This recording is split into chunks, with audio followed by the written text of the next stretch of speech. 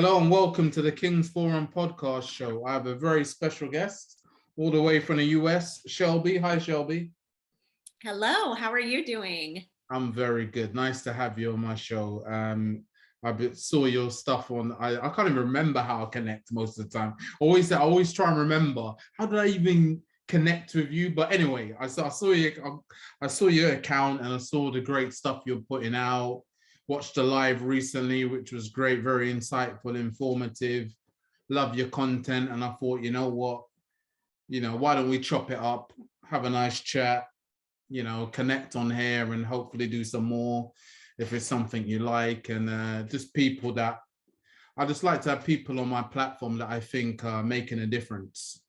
And they are coming from a very genuine place. And it's not just for the amount of clicks they got online and the amount of followers they gain. They're doing it to make a difference and obviously to help themselves as well, because it's a career as well for you. So that's why I connected with you. So, specifically, you're a life coach, but specifically for people with chronic illness.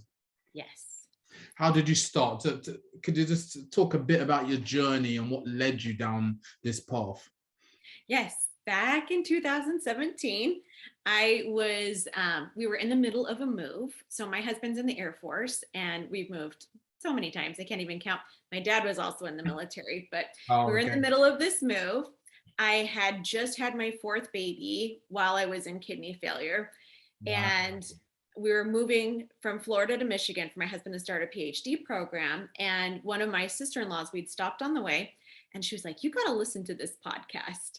And it was a life coach. Oh, really? And yeah. And I was just like, okay. She's like, let me explain like some life coaching things to you. And I was like, we still had the drive up from North Carolina to Michigan and I binged this podcast. I'd never heard of a life coach before. I didn't know what that was. And all of a sudden I was like, oh my goodness, I have so much more power over my life and my experience than I ever had even imagined. And also I'm also going through the toughest time in my life. Yeah. We had, like I said, we were moving, my husband's starting school again. We've got four, youngish kids. I've got a newborn. I'm on the kidney transplant list. Like there's a lot that seems like it's out of my control. A lot going on, managing that, what was your mental health like trying to cope? Oh, it was in the toilet. Like it was terrible. It's a lot because especially with kids, putting them first ahead of your own well-being. So how was you coping? How was you coping, man? Yeah, like I said, it was just terrible. Like I just would internalize everything. I made everything my fault. Like shame and guilt was my default. It was just like, it was not fun to be, but on the outside, I was like, no, I have to smile. Like I have to make so that nobody knows, like, this is hard. Like my life's just supposed to be easy. Like that's the most poisonous thought I've ever had. No, it's true. My life's supposed to be easy. It's true, isn't it? But I guess that comes from as kids as well. Thinking your life's going to be like a Disney film or something, that everyone's going to live a happier ever after. Mm-hmm. And not being told and seeing the reality is that, you may not get what you want. Things may be tough for a long time before you finally find your place in this world. And you're going to have disappointment along the way. Yes. And I was someone who had always been really taking care of myself, taking care of my health. And this diagnosis just came out of nowhere. I was diagnosed in 2015. And I kept thinking, like, if I could just figure out like how this happened, then I could get this to like go away. And like, I was very in denial about the whole situation. I was like, they say I need a kidney transplant, but it's fine. Like, I'll just keep doing what I'm doing. And I was clearly very sick. In denial. Like it was not good. So we moved up to Michigan and I started really delving into life coaching. I followed this life coach and then, and really like it started to get to the point where they were thinking about dialysis ports and starting to do some really, heavy duty medical decisions. So it was, I took a lot of those issues to my life coach, and I recognized like I wasn't reaching out for help. I wasn't even willing to like ask people to get tested to see if they could donate a kidney to me. Wow. And it just like took all these mindset shifts for me to be like, no, you're worthy of asking for these kinds of things. 100%. And that focus on especially life coaching and looking at that, was that helping your mental health as well? Because that was giving you a focus, a shift Absolutely. there. So, And I was also going to therapy at the same time too. Like oh, right. Wow. however, I had a hard time finding therapists that I clicked with that understood what Yeah. I was going through.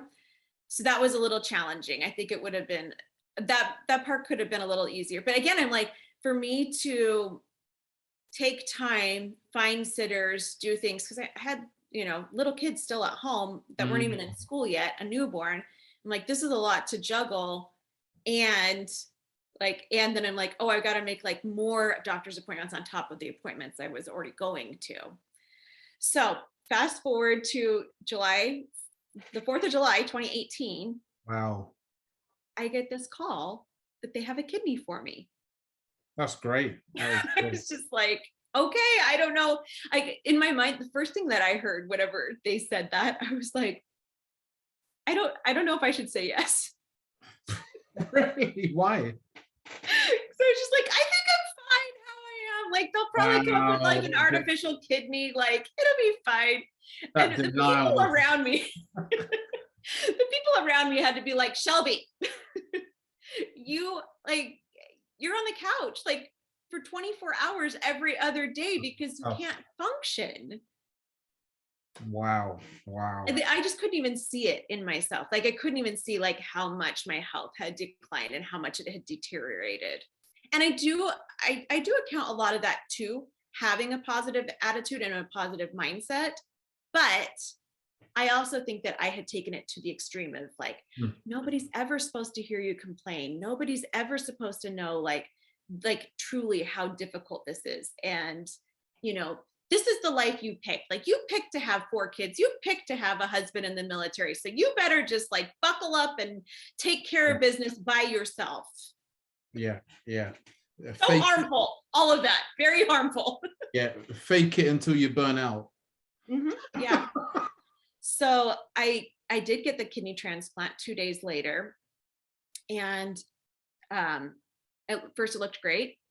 And then a few days in, they were like, something's gone terribly wrong. We don't know what's happening. We might have to take this transplant out. And the tiny backstory is that I'm 99% sensitized, meaning I have antibodies in my blood that will cause my body to attack 99% of the population's kidneys that they would offer to me. Wow.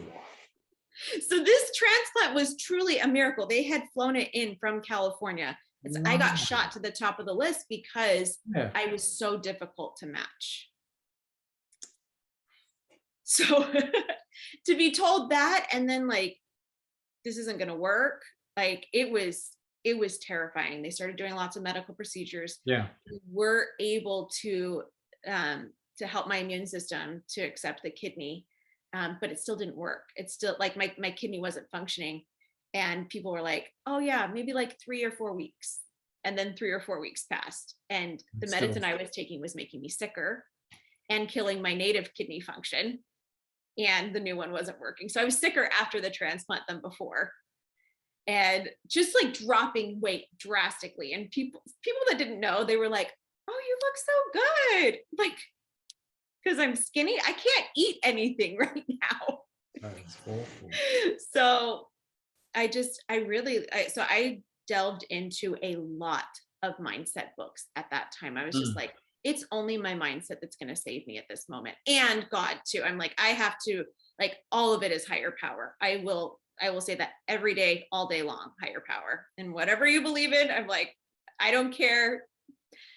That was one of my that was the reason that 7 weeks later, my body was able to help to regenerate this kidney. And then it started working. Wow. The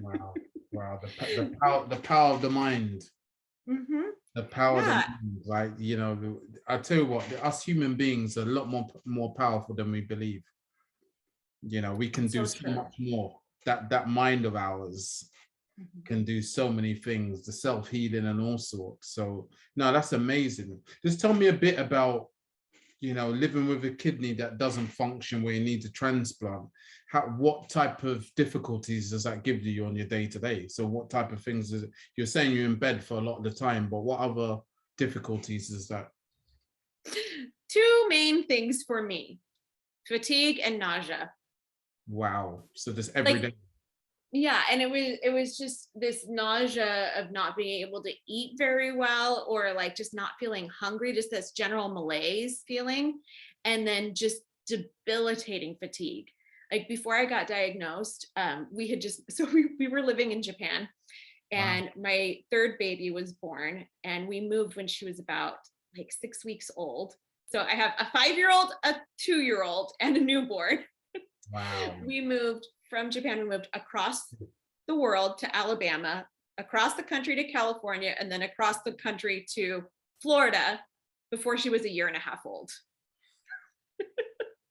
A lot. So when we got to Florida, I started falling asleep at 7 at night, waking up at 7 in the morning, like 12 hours, and then needing to take a nap, like a 3 or 4 hour nap in the day. And thankfully had a newborn. She napped pretty well, and the 2-year-old napped. Luckily, So isn't I it? would just nap when they slept. But I was just like, I was like, I just must be really tired. Like this must, I don't know. And and I was also afraid to go to the doctors. So I was like, they're just gonna tell me, oh, you're a new mom. Like you have young Yeah. kids. Like, Yeah. Yeah. of course you're tired. Didn't want to see it for what it really was. Yeah. That- And I honestly, I got diagnosed with kidney disease through a life insurance policy. Oh, really? Yeah, I already had life insurance, but I felt like I was paying a lot more than my husband. And I was like, I'm healthy. I'll just get another one. And they actually drew the blood while I had somebody from the youth group. Like she was at my house, like a nurse came, drew the blood. And this girl and I went out with my kids. We like put the paddleboard on top of the car and we went out Yeah. paddleboarding like right afterwards. Wow. So I was just like, I guess I'm just gonna feel like this forever. So Yeah. just So keep how you living my life. so how are you feeling now that your body's accepted this kidney, and what's your health like now? Yeah, so I still do struggle with a little bit of anemia. That also happened. I was very anemic from the lack of kidney function. So some dizziness, some nausea, and then fatigue still happens. And then also I have like the wonderful layer on top of medical PTSD from everything that happened. No, I definitely relate to that. I know exactly what you're talking about. Yeah. Yeah. So and but now it's so amazing. Like even though I had been doing some life coaching, so 3 months after my transplant, I went and did a week intense life coaching training. Like we just life coached, we coached our brains out for a solid week. And I just came out and I was like, I just operate like on a different level. Like my brain operates on a different level. I just see so much what is reality, what is not, what's in the mind, what I can change, what I can't change. And I started to really see myself and allow myself to have all of those emotions that I'd been pushing away the Mm, entire time. Like all of a sudden, all the emotions come up, and I'm like, I don't know how to deal with that. And now I have tools for how to deal with it. yeah. So how life changing has it been? Which thing? Yeah, tell me about it. You've been through trauma and all sorts. Becoming a life coach, you know, what difference has that made to your day to day? It's been so great. So, and it's only been this year that I have opened up my practice. Okay, you So, just yeah, my background is being a speech therapist. all right. Okay. So I went back after, so through my, so I did that training, and I was just like, do I go back and do speech therapy? Do I go to do life coaching? And I felt like I really loved life coaching, but I was like, I don't want to do that because I think it's easier than speech, because I had been a stay-at-home mom for 10 years. Yeah. And I was like, I want to go back and do speech because I need to prove to myself that I can do this. Mm. That this is, that I'm not going to run away from something just because I'm afraid of what people might think. And so in the 2019-2020 school year, you can see where I'm going with this. I went back to work as a speech therapist at a school. How was that? What was that experience like? It was terrible and amazing and all of the things. Like, all of my crap got brought up doing this. Like we were talking earlier, like all the imposter syndrome, like all of the, like, they're going to know that I haven't been doing this for 10 years. And they're going to be like, why is she here?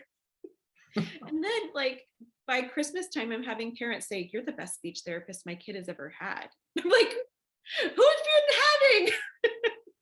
That's great though. Isn't that great where you push it and you, as I was saying to you off camera, about pushing past these fears and then you seeing the fruits of your labor, all that you've put in, you've seen, how you've grown and how you've developed from pushing past limiting beliefs we have for ourselves. So no, that's great. That's great. You overcame that. And then after that? Yeah. And then, and of course, 2020 happened. So it went all teletherapy. I'm like, my growth learning curve just went like exponential through that experience. Being immunocompromised, I knew that I had to keep my kids home and homeschool for a while. So the 2021 school year, we were also moving in the middle of that. We moved to Ohio. And I was just like, I've got to focus on these 4 kids and homeschooling them and becoming a homeschool mom, which is something I never thought I would do. And they're all in different, they're very different grades. Like this year I have a high schooler, middle schooler, elementary, and a preschooler. Wow. So just a lot of different things to navigate. But when we moved here to our new place in December, right before the new year, I just was like, okay, if I had a decision to make and I knew that I couldn't fail either way, would I do speech therapy or would I do life coaching? And I was just like, life coaching, hands down. So I applied for this training and I went through a 6-month intensive training that completed in October of this past year. And in April, I was like, okay, like opened up the doors to my business and and I was just like, I have such a heart for people with chronic illness because there's so much of this silent struggle that they don't have a place to really process this and learn how to work with their bodies and not against them, because I am the queen of working against my body. And it has been to my detriment so much. And it's only now that I feel like even in online spaces, people are talking about that and people are opening up and saying there's a different way. We don't have to hustle for our worth anymore. Yeah, no, 100%. And the little saying actually doesn't sound that great. Our mess is our message. So what we go through, our experiences, we use it to help others, and it's invaluable. So at the time, obviously, it's tough going through traumas and the struggles in our lives, but I think the key is to be able to learn from them and use that to help others, which you're doing, and that's what I think is great about that. So that and for me, that experience is invaluable. You can't put a price on the experience gained, from going through these things yourself. No book can tell you, no matter how well written it is, exactly, over experiencing something like that and going through it yourself. So yeah, that's great. You've done that and you've looked at that and said, you know what, I can help others, because that was my struggle as well. So how can I use this to help others to overcome this and make their lives more fulfilling? Absolutely.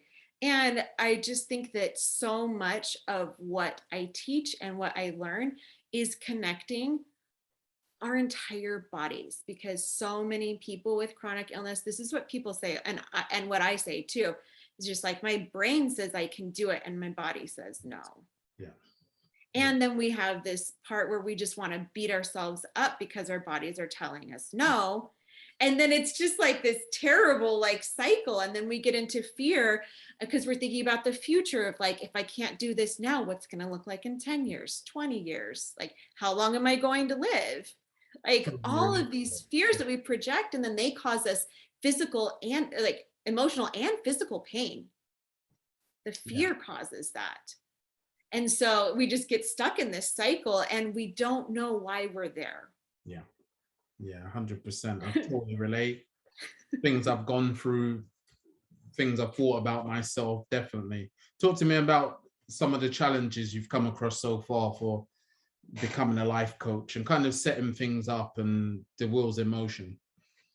Yeah, I think the biggest challenge for me is just really,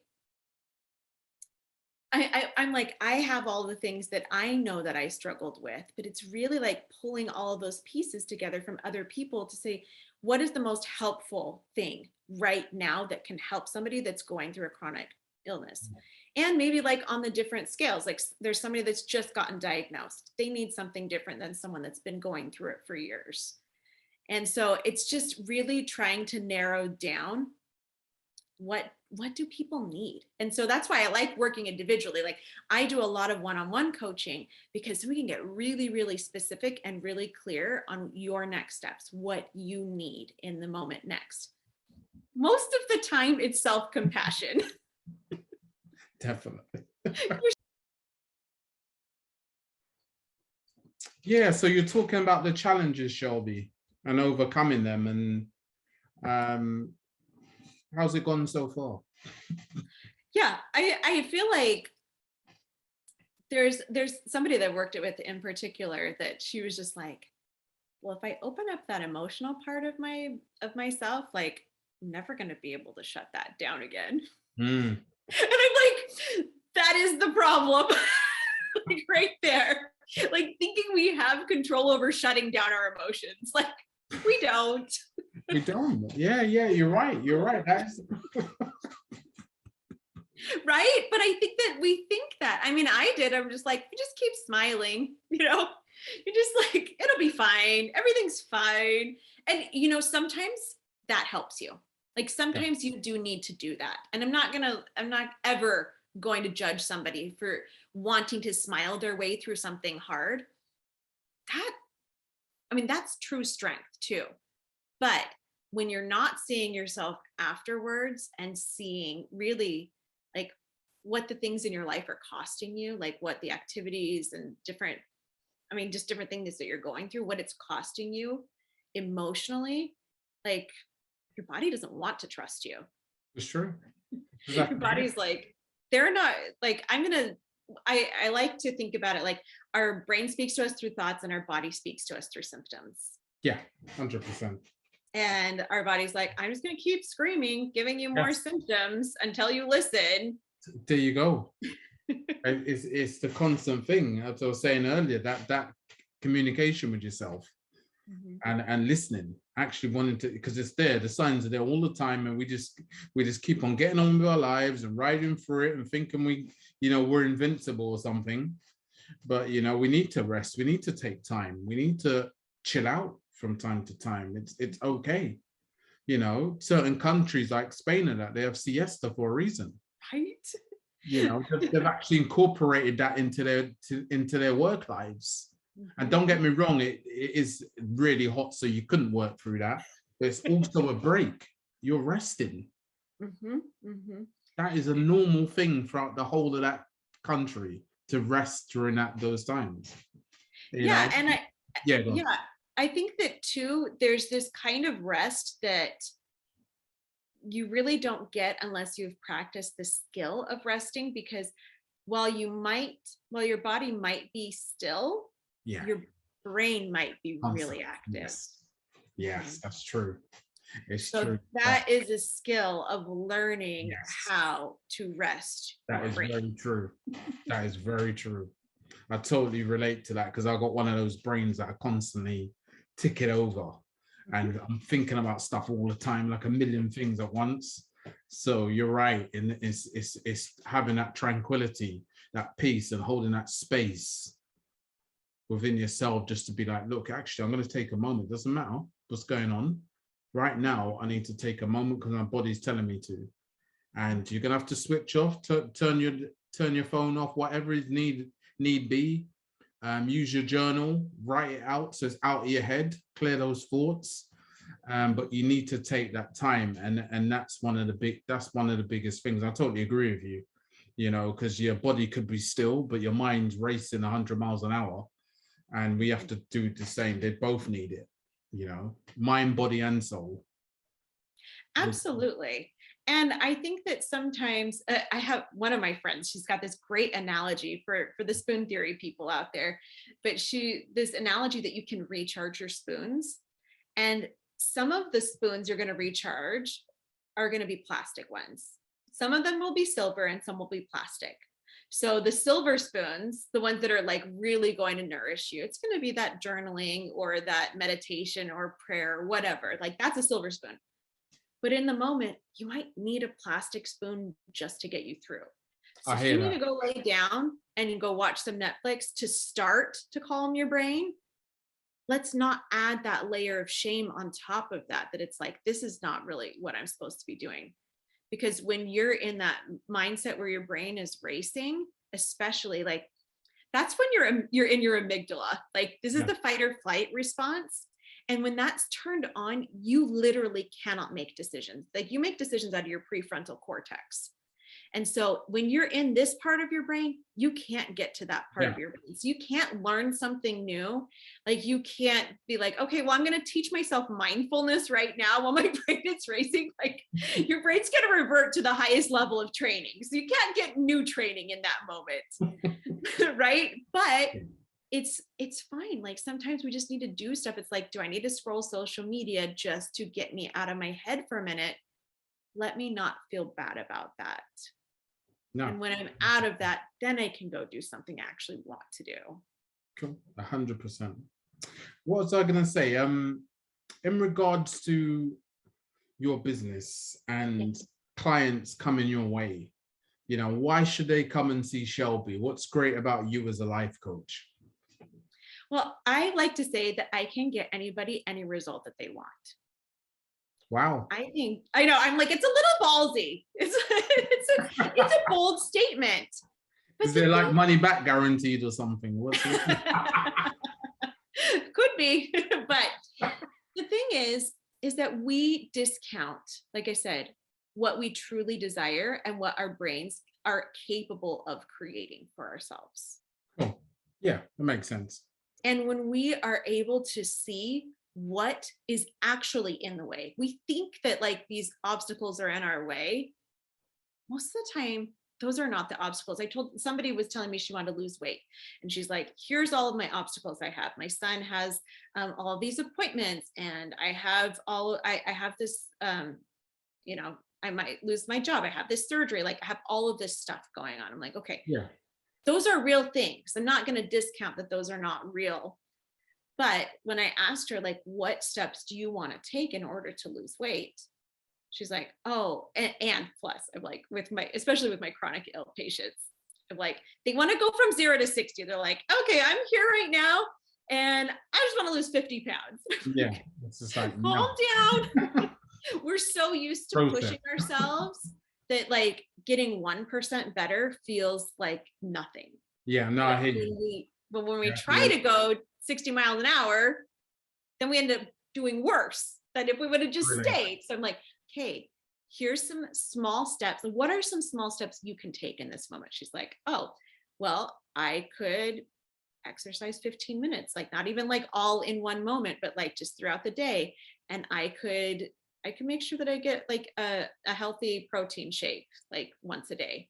And I can't remember what the third thing is she said. Maybe it was like, I don't remember. Anyway, but she had one more small thing. And I was like, okay. So when you're going to, you have your son's appointments, like, what's the strategy for how you can get these things in, you know? And she's like looking at it. She's like, well, like his appointments aren't going to stop me from exercising. His appointments aren't going to stop me from. There you go. Like me losing my job, I'm still going to have to feed myself. But these are the roadblocks we have in our mind, and we give that the excuse. We're like, well, I have all this stuff, so I can't go after what I really want. And she just proved to herself. She's like, oh, like The only thing that's in my way is me thinking that I can't do it. There you go. That's it. Yeah, that's what it is. And so I am a goals person. I love goals, but I love really mindful goals. This is what I'm saying. I'm like, I'm like, I am also like, let's go after some impossible goals, because like, who are we going to become in the process? Like, it's going to be amazing. Like, Yeah. even if we don't reach the goal, like, let's keep it there and let's do these little things, because we underestimate what we can do in a year and overestimate what we can do in a day. Yeah, definitely. And so I'm like, so anyway, people come to work with me because they like my fun, they like my energy, and also they like being able to see who they really are, because their brains try to trick them into seeing somebody who's wanted stuff in the past and hasn't been able to create that or achieve that. Definitely. The other thing with people that have chronic illness is so many of us still have trouble accepting our diagnoses. And so there's a lot of self-work that goes on. Like there's very tangible things that we can work on, like I said, like weight loss or business goals, like all of those things we can work on. But then there's the more intangible things, like accepting yourself, accepting where you are, and realizing that your life isn't beautiful, isn't amazing in spite of your illness. It's beautiful because of it. I like that. Definitely. So I just love helping people to improve their relationships with themselves, with other people, and just a lot of those general life coaching things that just we don't get anywhere else. Like, unless you're surrounding yourself by friends that are all life coaches, which I have started to do, and like, you don't get those kind of conversations in your everyday life, and you don't have somebody that is unattached to your life that is able to look at what's happening and really tell you the truth. Yeah, no, I hear that. I hear that, without judgment, without that connection of, you know, oh yeah, I might have to tell you what you want to hear. I know. I'm like, you're not going to like this, but you're going to like it. It's the truth. It's the truth. Yeah. And that's what we have to work off. So and the truth sets them free too. Like once they know that truth, they're like, oh, I don't have to keep believing that thing that's been hurting me. I've been hurting me the whole time. Yeah, exactly. Definitely. So where do you picture yourself in 5 years with this new venture of your new business? Well, sorry, where would you like to be? Oh, no, I just see like this, like,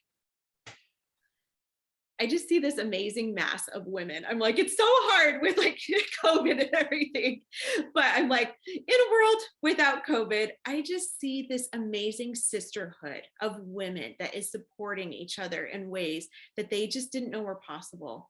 Right now I'm doing one-on-one, but I see just like this group of women, and I'm like, I see me, this is, I'm like, I'm going to tell you all my secrets, but I see me on this beautiful beach house being able to host people and being able to have real authentic connections with people, in, like I said, in ways that they didn't know were possible, and to really love, accept themselves, and to give that to other people. I see mentorships growing up where people that have been in places where they've been in a lot of fear, a lot of being scared, being able to help people that are newly diagnosed on their pathway. And especially, I'm like, my heart is for kidney disease.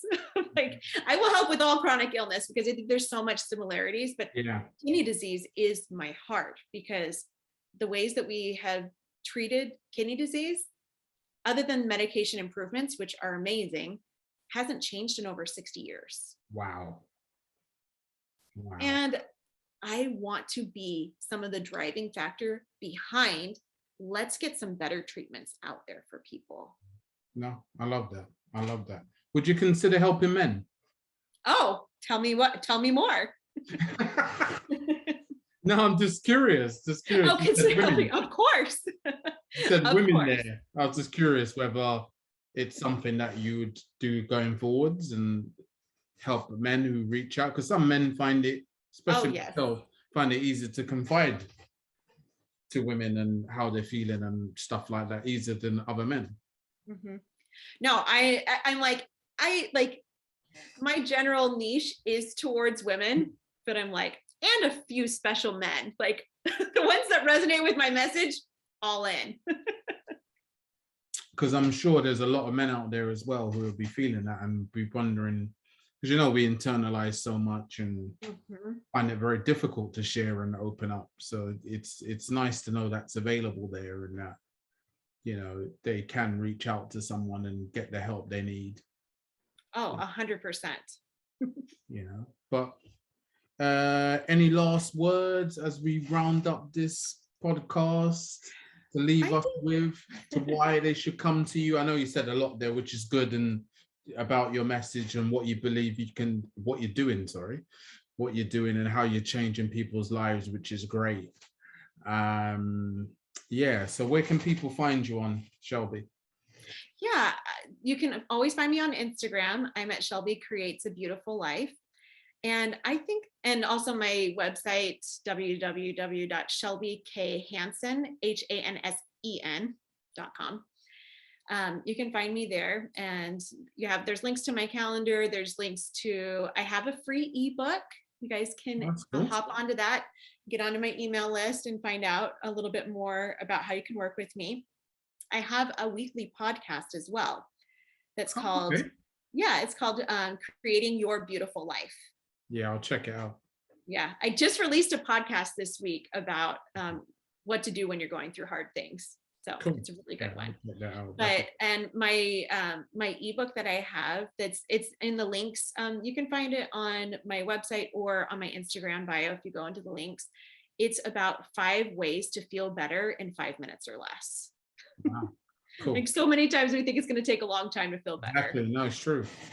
I'll put a lot of that as well in the description. So a lot of your contact info I'll put in the description for the video. Awesome. And then I just think the last words that I would leave for your audience too is to really be mindful of what emotions you're feeling, whether they're negative or they're positive. It doesn't matter. Like just really start to learn to trust yourself, to be in tune with what emotions that you're feeling. And as you allow those emotions to be present, then you can start playing with how you can create emotions you want to operate out of, because everything we do comes from an emotion. And I'm like, some of my top ones that I love is curiosity. Like curiosity gets me so far in so many places. And like I was talking about how I was stuck in shame and judgment and all of that fear, like curiosity always shifts it for me.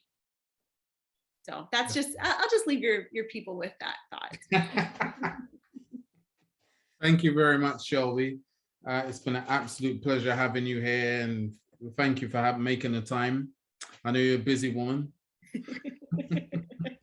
Yes, absolutely. Thank you for having me. I really appreciate it. This is my first time on YouTube, so I'm excited. That's good. Hopefully be back and we can do some more stuff to have collaborations together and, you know, take it from there. I would love that. People, please like, share, and subscribe the video, and we'll see you soon. Thank you very much. Bye.